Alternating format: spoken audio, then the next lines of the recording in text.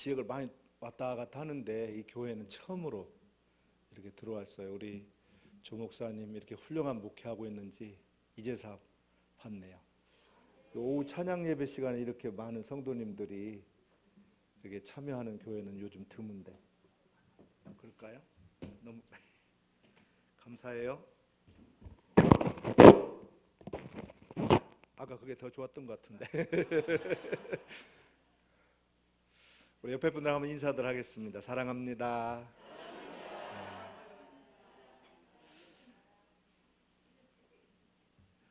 제가 오늘 하나님을 최고로 사랑하라 하는 제목으로 말씀을 증거하려고 하는데, 우리 하나님을 어떻게 사랑하라고 오늘 본문에 말씀하고 있어요? 네, 하나님을 최고로 사랑하라고. 그건 이제 제가 줄임말이고, 성경에 보면 마음을 다하고 목숨을 다하고 뜻을 다하여 주 너의 하나님을 사랑하라 그랬어요. 우리 하나님이 어떤 분이세요? 하나님 시시한 분 아니죠. 오늘 아침에 여러분들이 신앙 고백할 때 하나님 어떤 분이라고 고백했어요? 네, 전능하신 하나님이다 그렇게 고백을 했습니다. 사람이 이게 우리가 많이 아는 것 같아도요 별로 알고 있는 게 많지 않더라고요. 여러분 혹시 여러분 눈에서 제일 가까운 속눈썹이 몇 개예요? 여러분 눈에 제일 가까운 속눈썹 몇 개인지도 모르고 사는 게 우리 인생들이거든요. 근데 전능하다라는 말은 모든 걸 다 할 수 있고 안다는 그런 뜻이거든요. 우리 전능하신 하나님을 우리가 고백하게 될 때에 능력의 한계가 없다고 하는 그런 뜻이에요. 이 우주의 주인이시고 우주 만물을 다 만드신 창조주 하나님이십니다. 그러면 우리 눈에서 제일 가까운 속눈썹이 몇 개인지는 몰랐더라도 저 하늘에 있는 별은 몇 개나 있습니까? 그것도 가물가물해요? 여러분 우리가 이 세상에 지식이라는 게 있는데 이 지식을 여러분 얼마나 알고 있을까요? 여러분이 알고 있는 지식이. 우리 하나님은 전지전능하시다 그랬어요. 모든 걸 다 하신다고 했는데 우리는 얼마나 알까요? 세상에 있는 지식에 얼마나 알까요? 만약에 100이라고 하면 여러분은 얼마나 알고 있을까요? 네? 0.1%? 많이 하시네요. 미국에 있는 국회의사당에 있는 도서관에 300만 권의 책이 있다고 그래요. 지금은 더 늘어났겠죠. 그래서 제가 이걸 하루에 한 권씩만 읽는다면 몇 년 걸릴까 계산해봤더니 한 8,000년 걸리더라고요. 읽는 데만, 아는 게 아니라 읽는 데만 8,000년 걸리더라고요. 그런데 하나님은 다 하신다는 거예요. 모든 걸 다 하신다는 것입니다. 이 우주를 다 주관하시고 운행하세요. 여기 지금 그 과학적으로 하면 여기 산소가 한 21% 있고 그 다음에 한 질소가 78% 있다고 그래요. 산소가 좋은 거니까 여기 100% 있다고 생각해 보세요. 그럼 여기 난로를 켜자마자 폭발해 버려요. 근데 하나님은 딱 우리에게 필요한 21%만 산소를 이곳에 공급해 주셨어요. 기가 막히잖아요. 우리가 살아가는데 꼭 필요한 만큼만 주시고 우리에게 피해가 되지 않을 만큼만 하나님 역사하시는 것을 볼 수 있어요. 저는 우리 인간이라는 게 얼마나 연약하고 나약하고 부족한가를 어릴 때부터 체험했어요. 제가 고등학교 때 폐결핵에 걸려가지고 한 6년 동안 이 폐결핵 때문에 투병생활 했는데 나중에는 뭐 폐가 더 나빠져가지고 막 피를 토하고 하루 종일 피를 토하고 그대로 가는 줄 알았어요.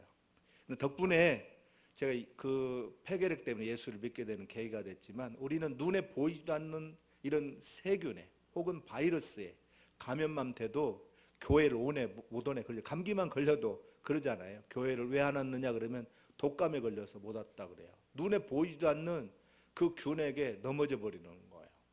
우리는 강한 것 같아도 나 한 사람도 사실은 컨트롤하지 못하는 게 우리 인생들이에요. 근데 우리 하나님이 이 우주 만물을 다 만드시고 운행하시고 또 그걸 다 이렇게 주관하시는 우리 하나님이세요. 고린도전서 8장 6절에 보게 되면 만물이 그로 말미암고 우리도 그로 말미암았다 그랬어요. 오늘 생명의 창조자시고 다스리는 주권자가 우리 하나님이세요. 여러분 심장이 지금 뛰고 있나요? 멈춰 있나요? 뛰고 있는데 누가 뛰게 하는 거예요? 내가 뛰게 하는가요? 여러분 지금 숨을 다 쉬고 있죠? 누가 숨쉬게 해요? 하나님이 숨쉬게 해요. 우리 생명의 주인이 우리 하나님이시라는 거죠. 이 생명의 신비를 우리가 알아야 돼요. 하나님은 정말로 위대하시고 전능하신 분이십니다. 우리는 하나님을 아버지라 그렇게 불러요. 오늘 우리 오전에 고백할 때 하나님을 아버지라 불렀습니다. 예수님을 영접하면 하나님의 자녀가 되는 권세를 주셨다 그랬습니다. 갈라디아 4장 6절에도 보니까 너희가 아들인 고로 하나님이 그 아들의 영을 우리 마음 가운데 보내사 아바 아버지라 부르게 하셨느니라 그랬어요. 아이들이 제일 먼저 배우는 말이 아빠 혹은 엄마라는 단어라는 거예요. 근데 우리 아이를 키우다가 아빠 소리만 해도요, 아이 태어나가지고 아빠 소리 할 때 막 부모님들이 막 기절을 합니다. 너무 좋아가지고. 근데 우리 여러분들이 하나님을 아빠, 아버지라고 이렇게 불러줄 때 하나님도 감동받게 될 줄로 믿습니다. 예수 안 믿는 사람들 보고 하나님이 너네 아버지다 그러면 뭐라고 해요? 그래 우리 아버지다 그래요? 그 사람들은 아빠라고 하지 못해요. 우리는 하나님을 누구라고? 아빠, 아버지라고 부를 수 있다 그랬어요. 하나님의 영이 우리에게 임한 사람들은 그렇습니다. 자녀가 된 거예요. 이제는 누가 뭐라고 해도 우리는 누구예요? 하나님 자녀예요. 어린아이들이 자라가면서 제일 먼저 알아보는 사람이 엄마 아빠잖아요. 오늘 우리 신앙생활하면서 정말 하나님이 나에게 어떤 분인가를 알아야 됩니다. 너 교회 다니면서 하나님이 어떤 분이야? 그렇게 물어보면 내가 믿는 하나님이 어떤 분인가를 최소한 우리 신앙 고백하는 정도까지는 얘기해 줘야 됐잖아요. 근데 다들 네가 믿는 하나님 누구야? 그러면 이 꿀먹은 벙어리가 되어 있는 분들이 많아요.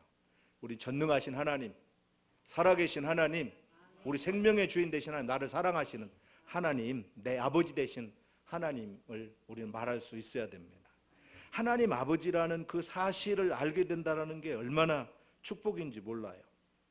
하나님을 아버지로 부르는 분은 예수를 믿었다 하더라도 아버지라고 아직 부르지 못하는 사람은 예수를 믿었다 하더라도 아직도 어린아이예요. 어린아이 이제 금방 태어난 아이는 아빠라고 못 부르잖아요. 그래도 한 살 돌은 지내야 아빠라고 부르듯이 아직도 교회는 나오지만 하나님을 나의 아버지라고 나의 주인이라고 이렇게 고백 못하는 분은 아직도 성숙하지 못한 그런 신앙이라고 볼 수 있습니다. 특별히 오늘 본문은 그 신명기 6장에 4절에서 9절까지 나오는 쉐마라고 하는 그 말에서 따온 내용이에요. 쉐마는 이스라엘 백성들의 신앙의 지침이기도 합니다. 이스라엘 사람들의 자녀의 그런 지침서가 쉐마예요. 그들이 하나님 중심으로 살기에 복을 받는데 이번 기본 지침을 쉐마라 그렇게 합니다. 유대인들은 쉐마 교육으로 인해서 세계에서 제일 위대한 그런 민족이 되었어요. 전 세계적으로 유대인들 한 1,500만 명밖에 되지 않습니다. 서울 인구보다도 조금 더 많을까 그래요. 그런데도 불구하고 이 사람들이 노벨상을 받는 것의 24%가 유대인들이 받을 정도로 탁월한 그런 민족이 되었어요. 유대인들의 성공 법칙은 정신적인 자산이 쉐마 교육 때문이라는 거예요. 그래서 그 사람들은 매일 아침 저녁으로 이 신명기 6장 4절에서 9절을 암송해요. 오늘 우리가 마태복음 22장 37절 내 마음을 다하고 목숨을 다하고 뜻을 다하여 주 너의 하나님을 사랑하라 하셨으니 이런 내용을 계속 아침마다 하나님을 어떻게 사랑하라고요? 대충? 적당히? 그냥 그렇게 뭐 교회 다니면 적당히 다녀 그렇게 얘기하잖아요 사람들이. 근데 우리 하나님은 그냥 시시하게 사랑하는 거 안 좋아해요. 어떻게 사랑하라고? 마음을 다하고 목숨을 다하고 뜻을 다하여 주 너의 하나님을 사랑하라 그랬어요. 여기 다하고라는 말이 참 중요해요. 이 말은 최선을 다해서 우리 하나님을 사랑하라 그런 말이에요. 이 다하라고 하는 말은 그냥 사랑하라가 아니라 마음을 다하고 성품을 다하고 힘을 다하고 목숨을 다해서 하나님을 사랑하라 그랬어요. 영국 격언 가운데 최선을 다하라. 그리고 신의 축복을 기다리라 그래요. 최선을 다하지 않는 사람은 축복받을 생각 하지 말라는 거예요. 카터 대통령이 해군 중위 시절에 있었던 일인데, 한 번은 해군 제독이 하이만 리코버라고 하는 사람이 이제 부임 인사를 하면서 자기 부대에 와게 됐는데, 이 인사 중에 이제 카터가 그 해군 제독을 만나게 된 일이 있었습니다. 이 해군 제독이 이제 나는 해군 그 사관학교를 몇 기에 졸업을 했고 850명 중에 59등을 했다. 그렇게 자기를 이제 얘기를 했어요. 그러니까 그 해군 제독이 귀간 후에 최선을 다하지 않았는가, 그렇게 오히려 되물었다라는 거예요. 그것이 이제 카터 대통령의 그 좌우명이 돼가지고 모든 일에 최선을 다했더니 그 결국은 대통령이 되었다고 하는 얘기가 있어요. 이 세상에서는 낙심하지 않고 조금만 참고 최선을 다했다라고 하면 성공자가 되고 정상에 오를 사람이 많은데, 뭐 하다가 중간에 최선도 다하지 않고 포기해버릴 때가 많아요.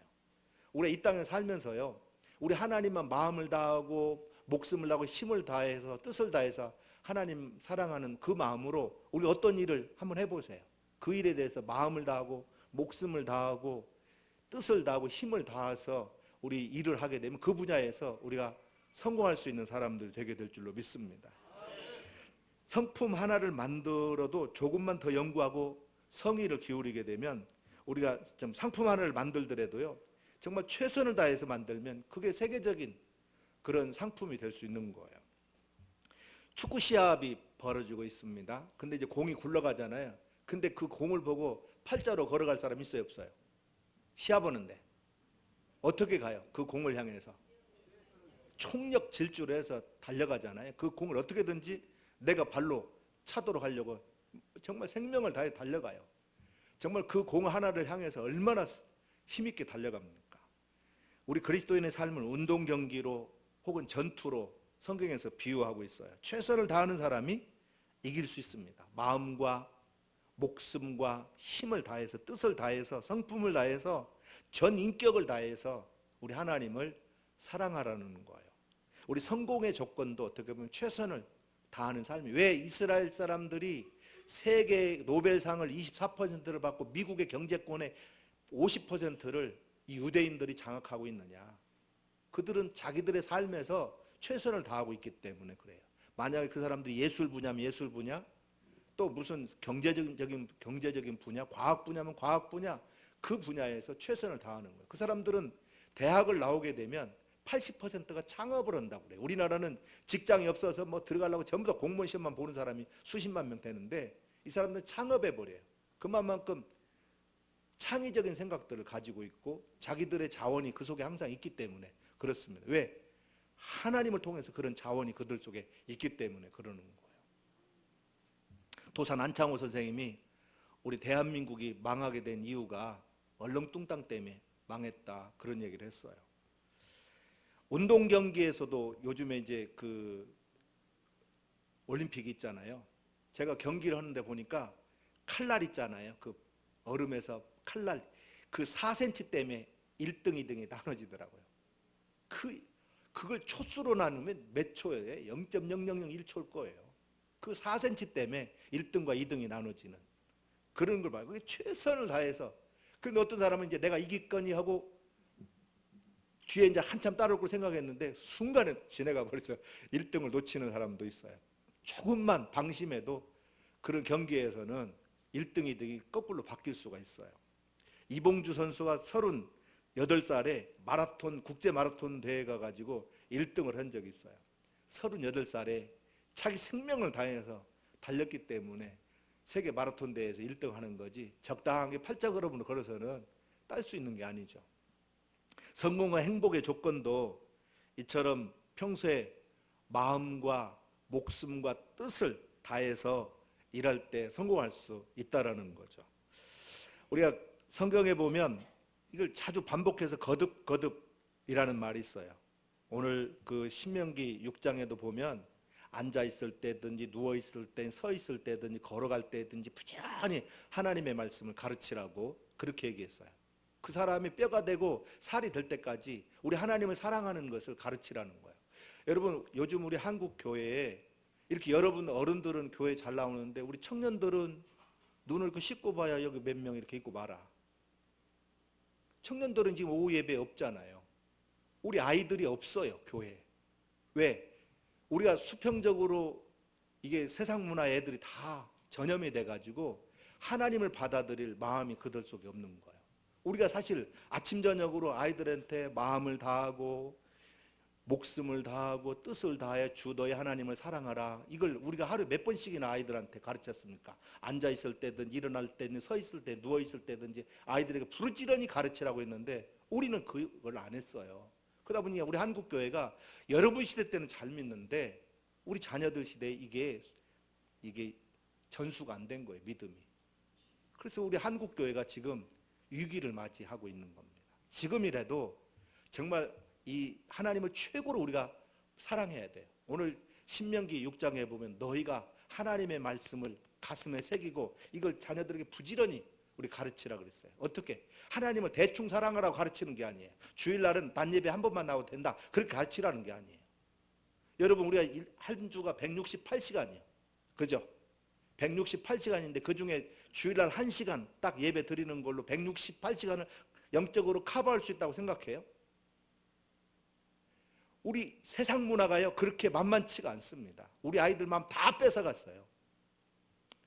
이제 어떤 중고등학교 학생들이 있는 집에서 엄마랑 자녀가 이제 아버지랑 외식을 했어요. 근데 외식을 하는데 밥 한 숟갈 먹고 핸드폰 보고, 밥 한 숟갈 먹고 핸드폰 보고, 밥 한 숟갈 먹고 핸드폰 보고, 아내도 밥 한 술 먹고 핸드폰 보고, 아버지는 멋쩍으니까 그냥 밥만 먹고 있고. 지금 이게 우리 한국 문화예요. 아버지 어머니하고도 소통도 안 되는 세대. 유대인들은 아버지, 할아버지, 나, 손자 할 것 없이 하나님이라고 하는 이런 신앙교육이 돼 있어요. 종교교육이 돼 있어요. 역사교육이 돼 있어요. 전통교육이 돼 있어요. 매일 그걸 반복하니까 두세 시간씩. 걔들은 그러니까 아버지하고 어머니하고 또 아들하고 할아버지하고 손자하고 세대 차이가 안 느끼는 거예요. 왜? 같은 가치관, 같은 신앙관, 같은 믿음관을 가지고 세계관을 가지고 살기 때문에 그들 간에 소통이 될 수밖에 없는 거예요. 같은 생각을, 같은 말, 같은 마음, 같은 뜻을 가지고 살기 때문에 그렇습니다. 근데 우리는 각자 달라요. 우리 아이들 생각하고 여러분 생각하고 달라요. 왜? 이런 신앙교육이 제대로 안 됐기 때문에 그렇습니다. 우리는 거듭해서 하나님을 최고로 사랑하라고 하려고 하면 나부터 하나님을 최고로 사랑해야 됩니다. 하나님을 최고로 사랑하는 마음을 다하고 목숨을 다하고 뜻을 다해서 하나님을 사랑하는 우리 새임교회 성도님들, 남전도회 성도님들 되시길 주님의 이름으로 축원합니다. 유대인의 교육의 핵심은 습관교육이에요. 유대인의 가정 자녀들은 어릴 때부터 지켜지는 습관들이 많이 있습니다. 우리가 하나님을 사랑하는 일도 성경에서는 대충 하라고 하지 않았어요. 적당히 하라고 하지 않았습니다. 오직 마음을 다하고 목숨을 다하고 뜻을 다하여 주 너의 하나님을 사랑하라 그랬어요. 하나님을 산다는 것이 구체적으로 어떤 걸까요? 그러면 저는 이렇게 생각했어요. 예배에 성공하는 거다. 하나님 사랑하는 거 그걸 뭘로 볼 수 있어요? 이 사람이 하나님 사랑하는 거 안 사랑하는 거 어떻게 알 수 있어요? 예배 드리는 모습을 보면 알 수 있어요. 한번 따라서 예배에 성공하라. 예배 성공이 신앙생활의 성공이고 신앙생활의 성공이 인생의 성공이다. 이게 이제 공식이에요. 예배에 성공해야 우리 인생에 성공할 줄 믿습니다.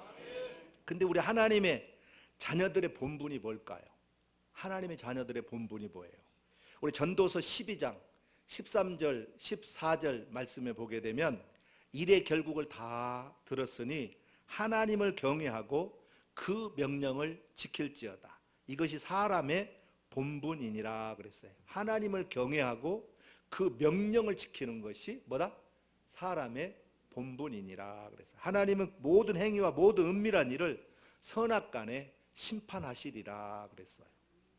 이 솔로몬이 인생을 실컷 살고 보니까 결론이 그렇다라는 거예요. 우리 인생의 본분이 뭐냐면 하나님을 경외하고 그 명령을 지키는 거예요. 여러분 이렇게 예쁜 꽃을 여기다 놨는데 왜 놨어요? 보기 좋으라고 해놨잖아요. 하나님 왜 우리를 만들었을까요? 하나님이 우리를 통해서 영광 받으시려고, 하나님 우리를 통해서 영광 받으시려고 만드셨는데 우리가 헷갈리게 살면 안 되겠잖아요. 하나님 기본, 우리가 본분을 다하는 삶을 살아야 됩니다. 우리는 하나님을 경외하는 것이 사람의 본분이에요. 잠언서 1장 7절에 보면 여호와를 경외하는 것이 지식의 근본이다 그랬어요. 아브라함이 자기 아들 이삭을 바치라고 하는 하나님의 말씀에 절대적으로 하나님을 신뢰하고 아브라함이 이제 자기 아들을 모리아 산에서 번제로 드리려고 합니다. 그때 하나님께서 아브라함에게 멈추라는 거야. 네가 독자라도 내게 아끼지 아니하였으니 내가 이제야 네가 하나님을 경외하는 줄을 아노라 그랬어요. 자기 아들까지도 잡아서 번제로 드리려고 하는 그 중심을 하나님이 보시고 아브라함에게 네가 여호와를 경외하는 줄 알았다. 내가 이제 알았다. 아브라함이 그때 여호와 경외학 박사학위를 받았어요. 그래서 믿음의 조상이 된 줄로 믿습니다. 특별히 우리 세임교회 성도님들도 여호와 경외학 박사들을 다 받으시길 바랍니다. 한번 따라서 하나님을 최고로 사랑하겠습니다. 하나님을 최고로 사랑하는 사람들이 돼서 하나님께 아브라함처럼 인정받아야 여러분들이 믿음의 조상이 될 수 있어요. 그리고 그 믿음을 자손들에게 반드시 전수해야 돼요.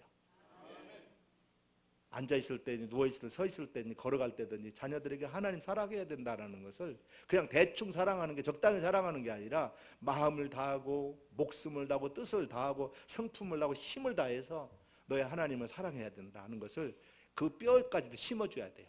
뼈까지도 하나님 자녀가 되고 만들어야 돼요. 껍데기만 교회만 나오는 그런 자녀가 아니라 우리 교회 성도님들도 보면 그냥 부모님 그 잔소리 때문에 교회만 나와주는 아이들이 있어요. 정말 그 아이들이 하나님 만나게 하고 하나님 사랑하는 사람으로 만들어주는 거, 이게 중요합니다. 예배라고 하는 것은 최고의 가치에다가 우리가 굴복하는 거예요. 엎드리는 거예요. 경배하는 거예요. 계시록 14장 7절에 보니까 그가 큰 음성으로 이르되 하나님을 두려워하며 그에게 영광을 돌리라. 이는 그의 심판의 시간이 이르렀음이라.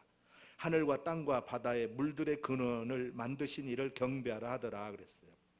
하나님은 창조주이시기 때문에 우리가 경배해야 됩니다. 전능하신 분이기 때문에 경배해야 돼요. 우리 아버지시기 때문에 우리가 경배해야 될 줄로 믿습니다.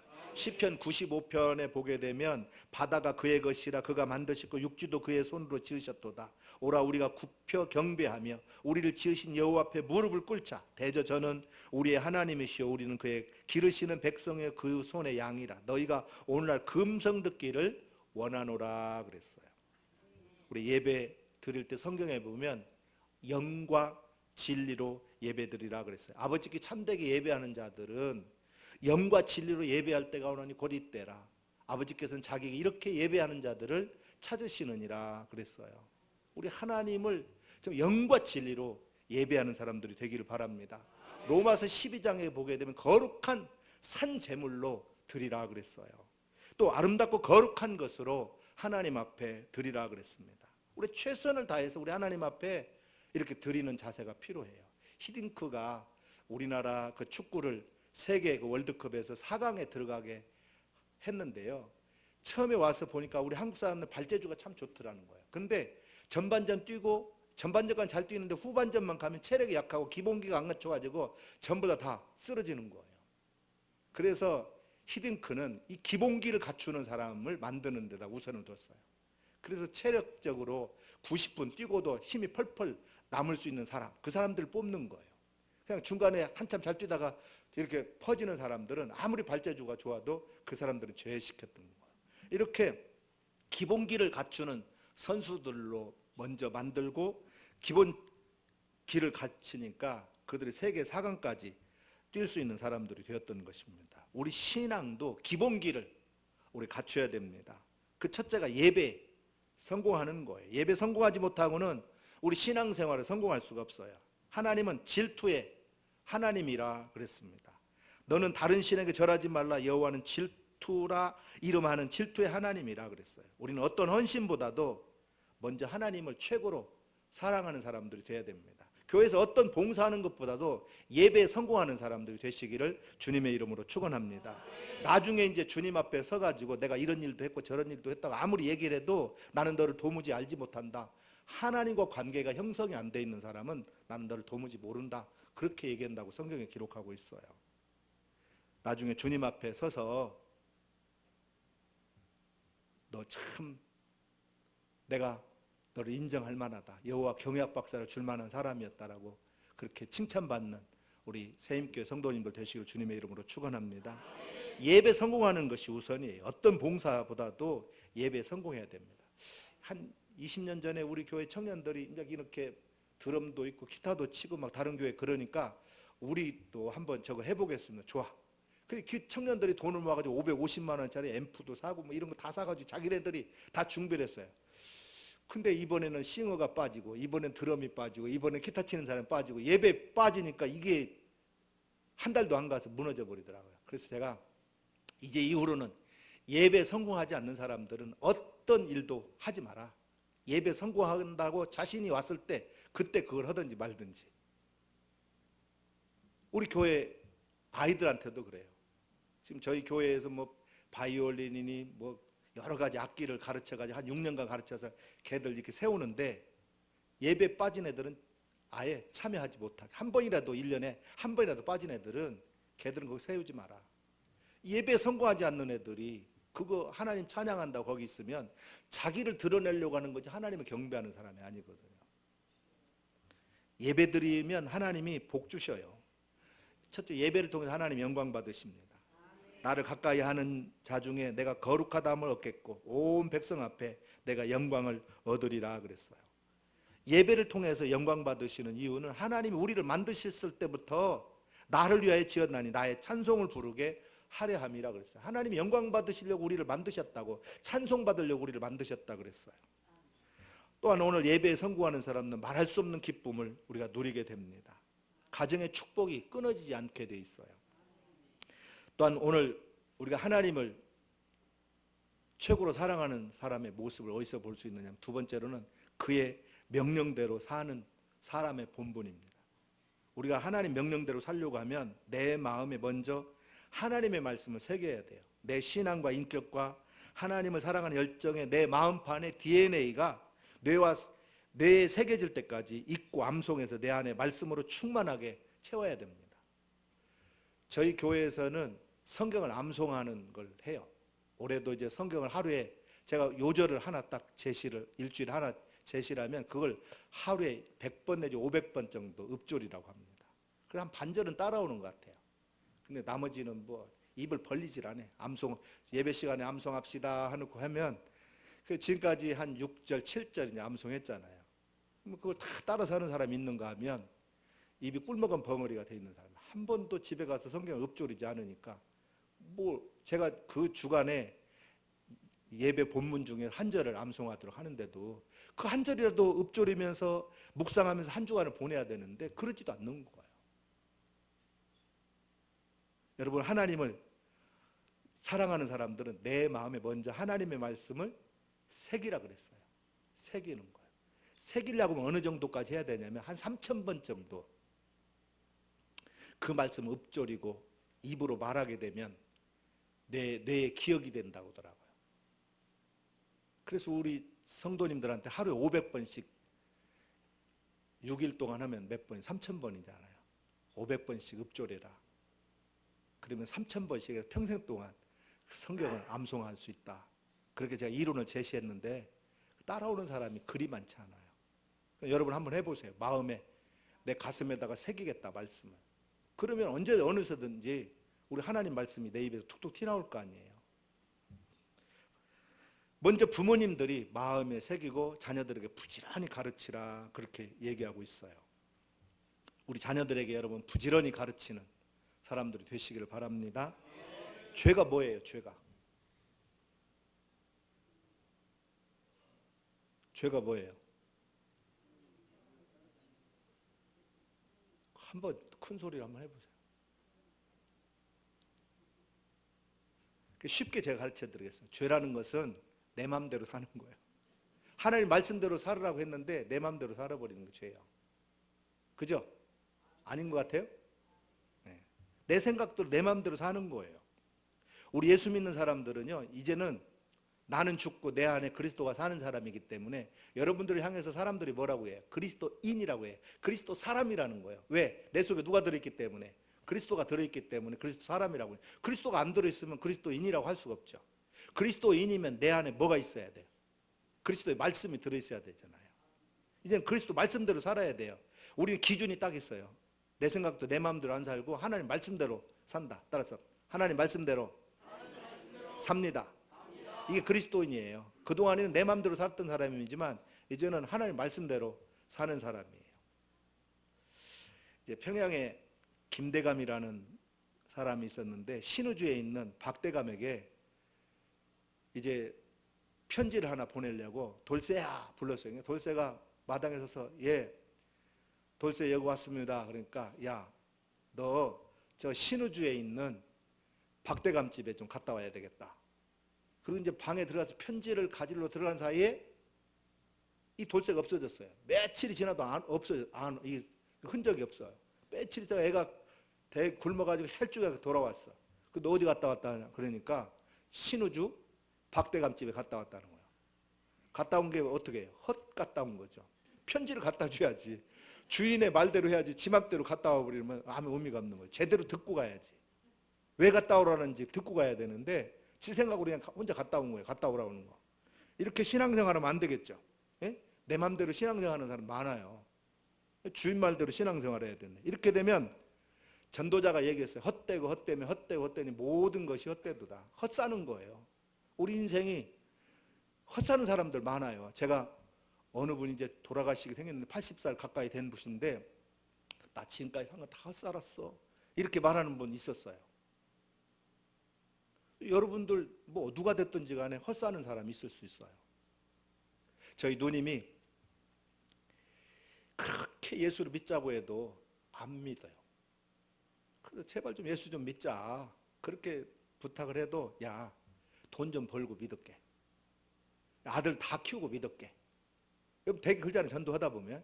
우리 누님도 똑같이 얘기하더라고요. 그런데 45살에 뇌종양이 걸렸어요. 그래서 뭐 길거리에서 넘어지고 눈이 안 보이고 그리고 나중에 보니까 뇌종양이어서 의사한테 얘기하니까 앞으로 5개월밖에 못 산다고 하더라고요.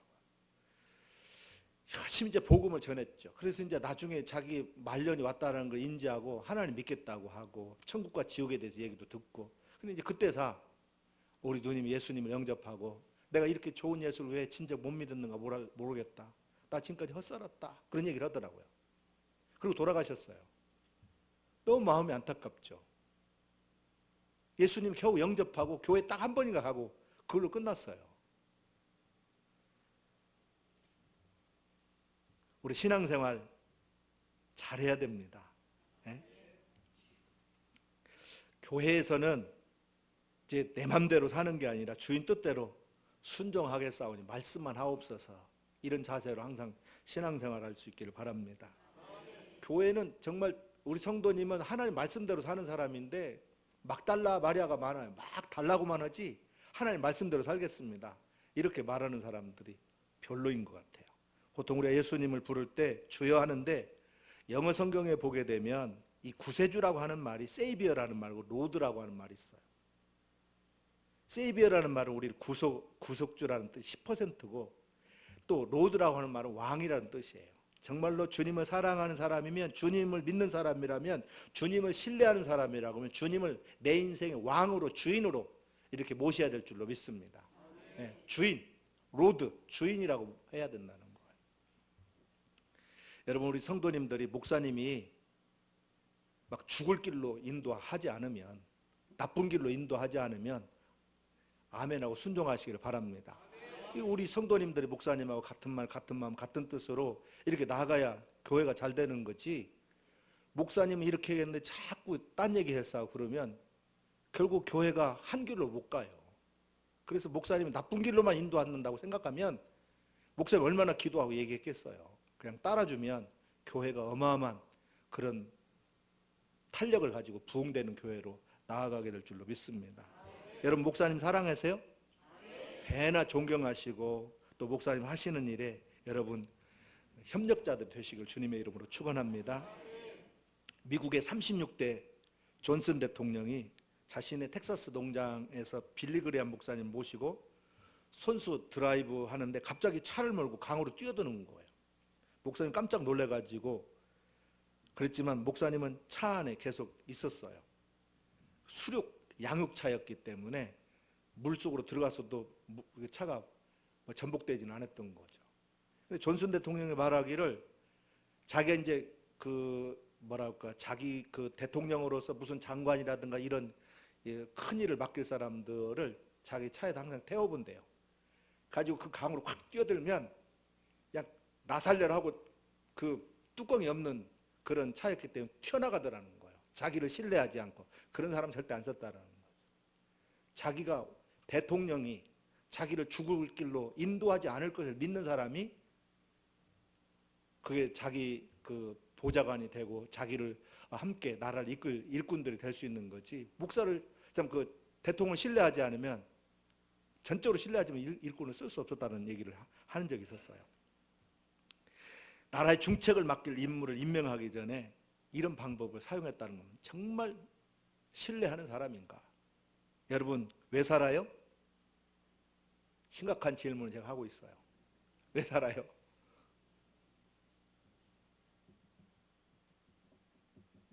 제가 고등학교 다닐 때 이제 폐결핵에 걸려서 죽을 상황이 됐는데 저희 아버지도 폐결핵으로 돌아가셨어요. 그리고 나서 제가 하도 기침을 많이 해서 병원에 갔더니 저도 폐결핵이라고 다. 아버지도 폐결핵 죽었는데 나도 이제 폐결핵을 죽겠다. 이제 그것도 1, 2년도 아니고 6년 동안 계속 폐결핵으로 몸이 지금은 제가 이렇게 막 80kg 넘는 몸무게지만 그때는 58kg 나갔어요. 뼈하고 가죽만 있었었는데 이제 왜 사는지 모르겠어요. 결국 죽으려고 사나? 사람들한테 물었어요. 왜 살아요 아저씨? 아주머니 왜 살아요? 그러니까 야, 안 죽은 게 살지. 밥 먹으려고 산다. 별소리를 다 하더라고요. 제가 수천 명한테 지금도 질문해. 여러분들도 지금 질문해. 왜 사냐고. 하나님 영광을 위해 산다고. 또 하나님 영광을 위해 하는 게 뭐예요? 제가 생각해 봤어요. 오늘 본문의 내용에서 답이 있어요. 하나님 사랑하려고, 이웃 사랑하려고 사는 거예요. 우리 이래 사는 이유가 없으면 못 살아요. 왜 살아요? 내가 사랑할 대상이 있기 때문에 사는 거예요. 여러분 사랑할 대상이 하나님과 이웃이에요. 오늘 본문에서 그걸 얘기하고 있잖아요. 왜 살아야 되느냐? 하나님 사랑하고 이웃 사랑하라고. 아멘? 네. 그래서 고린도전서 10장 33절에서 31절 33절에 보면 그런즉 너희가 먹든지 마시든지 무엇을 하든지 다 하나님 영광을 위하여 하라. 유대인에게나 헬라인에게나 하나님의 교회나 거치는 자가 되지 말고 나와 같이 모든 사람 모든 일에 모든 사람을 기쁘게 하여 나의 유익을 구하지 아니하고 많은 사람의 유익을 구하여 저희로 구원을 얻게 하라 그랬어요. 우리 왜 사냐면 하나님을 사랑하기 위해 사람을 사랑하기 위해서 사는 거예요. 근데 어떤 사람들은 사람을 넘어지게 하는 자, 거치는 자가 있어요. 지나가는데 발을 걸어가지고 넘어지게 하는 사람. 거치는 자가 되지 말고 유익을 주는 사람이 되라는 거예요. 사람들에게. 한번 옆에 사람도 인사를 합시다. 유익을 주는 사람 됩시다. 네. 사람들에게 유익을 끼치는 사람들 돼야 돼요. 제가 예배를 끝내야 되나 좀 더 해도 되나요? 우리 교회에서는 이 정도 되면 끝나는데 더 해도 되죠?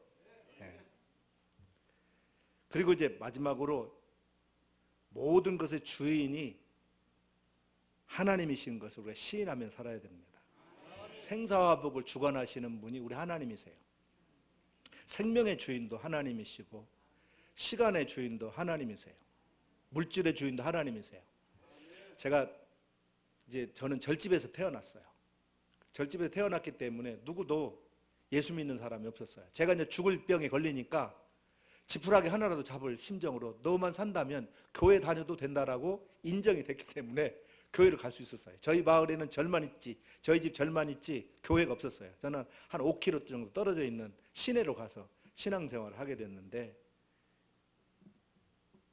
저희 형제들한테 제가 예수 믿고 나니까 너무 좋잖아요. 왜 사는지도 알게 됐겠고 왜 사는지 알게 된 거예요. 그래서 뭐 우리 형제들한테 예수 믿으면 야 너는 어떻게 아버지가 둘이냐, 예? 그렇게 얘기하고 어떻게 저를 핍박하는지, 말 기도하고 있으면 탁 뒤통수를 때리면서 야 이 자식 뭐 하고 있어, 뭐 이렇게 이제 핍박을 하더라고요. 눈물이 툭 튀나올 정도로. 그런데 이렇게 예수를 믿으라고 막 기도를 해도 교회를 안 나와요. 한 15년 동안 계속 제가 예수 믿고 기도했어요. 주 예수를 믿어라 그러면 너와 내 집이 구원 얻으리라. 그 말씀 내가 교회 처음 나가지고 붙던 말씀이 그거예요. 사도행전 16장 31절. 그 말씀 붙들고 우리 가족들 위해서 기도하는데 전도가 안 되는 거예요. 근데 하나님이 하도 급하니까 우리 가족들을 다 예수 믿게 할 수 있는 방법은 그냥 시시하게 해서는 이 사람들 안 믿으니까 방법을 강구한 거예요. 한 해 동안에 저희 가족들이 다 병원에 눕게 만들고, 또 가스 폭발로 저희 재수 씨하고 우리 조카가 죽고, 저희 누님이 죽고, 저희 형님이 교통사고 나가지고 1년 6개월 동안 중환자실에 누워있고 병원에 누워있게 만들고, 제 동생들이 병원에 6개월씩 누워있고, 다 한 사람도 안 빼놓고 그 해에 병원에 다 눕게 만들고 죽든지 그렇게 해놓은 거예요. 그러니까 다 이제 결국은 손들어 버렸죠. 그때 다 교회로 왔어요. 하나님이 긴급하게 그렇게 전도를 하시더라고요. 생명의 주인이 우리 하나님이세요. 시간의 주인이 하나님이세요. 물질의 주인이 하나님이세요. 저희 아이가 이제 어렸을 때 과자를 먹고 있어요. 과자를.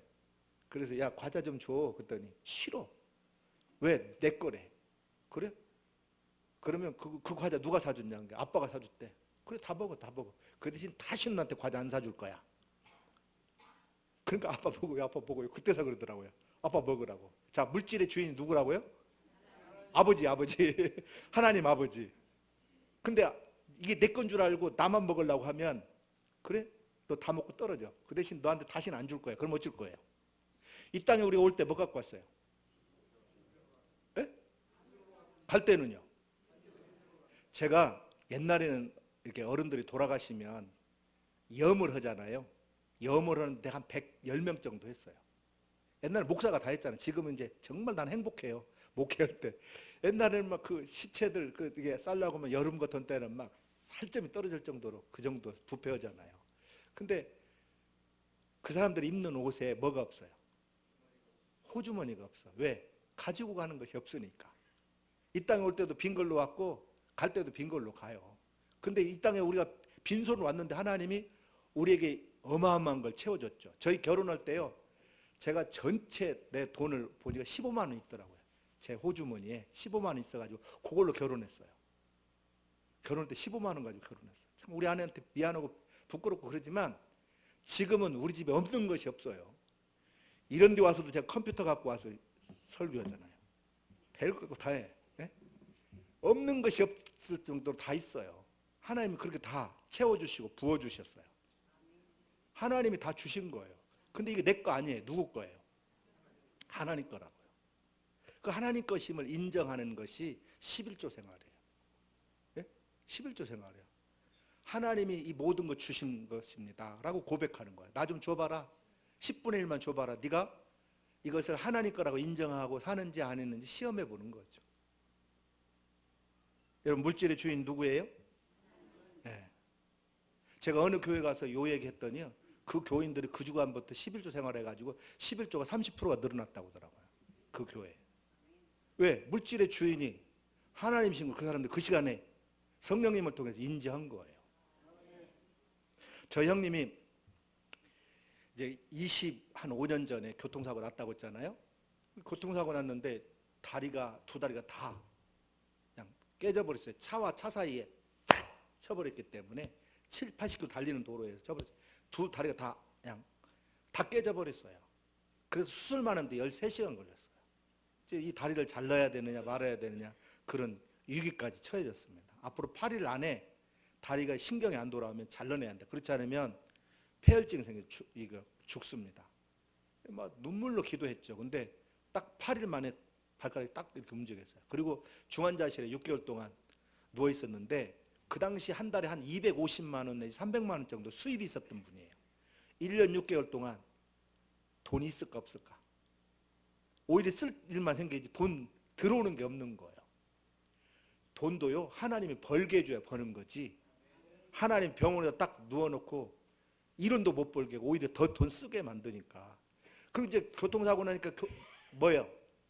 뭘 받았어요? 보험회사에서 1억을 받았어요. 1억을 그 당시 25년 전에. 1억이면 어마어마한 돈이었어요. 이자만 해도 한 달에 100만 원이 넘었던 돈이니까. 근데 그걸 이제 자기는 장애자가 됐기 때문에 일은 못하고 이제 주식이나 투자해보자. 주식 주자도 모르는 분이 주식까지 투자해가지고 100% 다 날려버렸어요. 하나님이 하나도 없게 만들어버린 거예요. 돈 1원도 없게 만들어 놓고 완전히 하나님이 항복하게 만들고 예수 믿게 만든 거예요. 우리 형님 그때 1년에 한 번 교회 나갔어요. 크리스마스 때는 한 번 갈까 말까 할 정도로. 근데 이제 그다음 지금은 장로님이 되셨어요. 뭐 교회에 가서 살죠. 뭐 주일날은 하루 종일 아침 새벽부터 하루 종일 사셔요. 저 형님들 다 장로님들 되셨어요. 두 분이. 근데 오늘 우리가 하나님이 내 인생의 주인이라는 것을 그냥 피부로 경험하게 하고, 물질의 주인도 생명의 주인도 하나님이시라는 것을 경험하게 만든 거죠. 내 보물이 있는 곳에 제가 주식을 1987년도에 7주를 샀어요. 포항제철 거. 포항제철 거. 그때 국민주로 5,000원씩 주고 35,000원 주고 샀어요. 제가 10년 동안 신문을 딱 펴면 가운데 뭐가 나오죠? 주식란이 나오는데 그 중에서도 포항제철 거 10년간 보더라고요. 하루에 1원도 오를 때도 있고 10원 오를 때도 100원 오를 때도 있고 1,000원 오를 때도 있고, 그걸 7주 그거 돈 지금은 좀 꽤 올랐지만 그 당시 5,000원짜리인가 10년 동안 올라가. 제가 10년 만에 팔았는데 35,000원씩 팔았어요. 내가 뭐 때문에 이 10년 동안 신문만 펴면 이걸 보지? 뭐가 있기 때문에? 내가 거기서 깨달았어요. 성경 말씀이 진리라는 걸. 여러분이 교회 건축할 때 여기 벽돌도 쌓고 여기 뭐 이런 거 다 하신 분들은 마음이 교회에 있어요. 근데 교회 헌금 10원도 안 하는 사람들은 언제든지 떠날 수 있는 마음 준비가 돼 있는 거야. 막 교회다가 이거 물질 하나님 건데 하나님 위해서 우리가 돈 있으면요 둘 중에 하나 써. 마귀를 기쁘게 하든지 하나님 기쁘게 하든지 둘 중에 하나 쓰더라고요. 뭐 중간지대는 없어요. 하나님을 기쁘게 하는데 하나님이 물질 주셨으니까 그런 데 쓰라고 하나님 준 거 아니에요? 그렇게 쓰는 사람들이 복 받는 사람이 되는 거예요. 이상하게 내가 아는 집사님 한 분이 목사님 대생일 때요, 우리 남편이 어디 술집 들어가고 탁 튀고 샴페인 이렇게 뿅 하고 80만 원 줬대. 그거 1시간에 샴페인 한번 빵 터뜨리는데 80만 원 줬다고 자랑하더라고요. 뒤통수를 탁 때리고 싶었는데 그게 자랑이 아니죠. 진짜 자랑은 내가 누구를 어떻게 해서 전도를 했고 어떻게 구제했고 어떻게 선교했고 이런 자랑거리가 우리에게 있어야 될 줄로 믿습니다. 하나님을 기쁘게 하는데 물질도 사용해야 돼요. 따라서 합시다. 11조 생활에 성공합시다. 이것은 내가 물질의 주인이 하나님이십니다. 내 생명의 주인이 하나님이십니다. 시간의 주인이 하나님이십니다. 이런 고백을 보여주는 그런 생활이에요. 우리 기독교인의 그 기본기가 있어야 돼요. 우리 주일 성수 잘해야 됩니다. 어떻게든지 예배는 예배 성공하자고 했잖아요. 하나님 사랑한다라는 걸 뭘로 보여줘요? 이 사람이 하나님 사랑하는지 안 사랑하는지 내가 어떻게 알아? 그런 걸 보여줘야 돼요. 신앙으로. 내가 너희를 사랑한 같이 너희도 서로 사랑하라 그랬어요. 이렇게 서로 사랑하려고 하면 십자가 지어야 됩니다. 그냥 사랑이 안 돼요. 사람들에게 유익을 주는 삶을 살아야 됩니다. 여러분은 아까도 제가 서로 인사하겠지만 어떤 게 제일 유익이 되냐면 안 믿는 사람 예수 믿게 하는 게 제일 큰 일이에요. 이 땅에서. 참 저 같은 사람이 예수를 믿는 것은 진짜 은혜죠. 저는 시골에 절만 있지 교회는 없으니까 교회 나오라는 사람도 없고 가자는 사람도 없어요. 저는 제 발로 교회 제가 가고 싶다고 했어요. 그렇지만 우리 친구들이 고등학교 때 안 데리고 가더라고요. 나중 교회 좀 데려가 달라고 그렇게 요청을 했건만 지금 교회 나오고 싶은 사람이 얼마나 많이 있을까요? 근데 무관심해요. 사랑을 하지 않아요. 여러분들이 말로는 사랑한다고 하면서 그 영혼을 사랑하는 마음이 우리 안에 진심으로 있어야 됩니다. 여러분 자식들 정말 사랑합니까? 그러면 그 영혼을 하나님이 책임지도록 하나님한테 딱 접을 붙여놔야 돼요. 그러면 하나님 책임져요. 저희 교회 앞에 이렇게 감나무를 제가 심었어요. 근데 처음에 고엽나무였어요. 고엽나무가 이렇게 막 크더라고요. 그래서 잘라내고 봄에 감나무 순을 따다가 거기다 접을 붙였어요. 뿌리는 뭐예요? 감나무인데 거기에 이제 열매가 있는데 단감이 열려요. 제가 해년마다 단감을 맛있게 따먹잖아요. 고염이 열릴 그 나무에 단감이 열려요. 별 볼 일 없는 사람이지만 예수님에게 접붙임 받게 되면 하나님에게 위대하게 쓰임받는 큰 인물들이 될 줄로 믿습니다. 제 고향이 진안이에요. 근데 거기는 하늘만 보여요. 산하고 사방이 산이고 하늘만 보여요. 근데 비행기 가는 건 봤어도 그 다음에 다른 거 어릴 때 못 봤어요. 자동차도 못 들어오는 그런 마을이었어요. 지금이야 이제 시내버스가 하루에 4번 들어온다고 하더라고요. 근데 그때는 뭐 하늘하고 산만 보이는 토끼하고 발 맞추는 데인데 예수 믿어가지고 내가 전주에서 지금 산 지가 30년이 넘었잖아요. 그렇지 않으면 내가 그 꼴짝에 살 텐데 예수 믿음 때문에. 특별히 우리 자녀들에게 이런 신앙을 잘 심어주시기를 주님의 이름으로 부탁을 드립니다.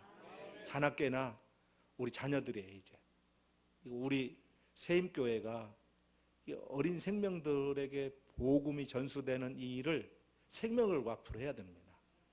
이것만 자다가도 예수, 걷다가도 예수, 앉을 때도 예수, 아이들한테 심어줘야 돼요. 그래서 그 예수가 그 아이들, 우리는 죽잖아요. 그러면 걔들은 만약에 예수가 없으면 누가 책임져요? 내가 못 책임지잖아요. 예수님이 그 인생 책임지도록 그렇게 만들어주는 거예요. 이게 이제 우리가 할 일입니다. 철저하게 유대인 같지는 못하더라도 유대인 방식을 우리가 배워서 앉아있을 때, 누워있을 때, 서있을 때, 걸어갈 때든지 부지런히 하나님 말씀 가르치는 가정이 되기를 바랍니다. 그럴 때 우리 영혼이 잘 되고 범사가 잘 되고 강건한 복을 우리가 누리게 될 줄로 믿습니다. 우리 하나님 최고로 사랑하는 사람 됩시다. 기도하겠습니다. 사랑이 많으신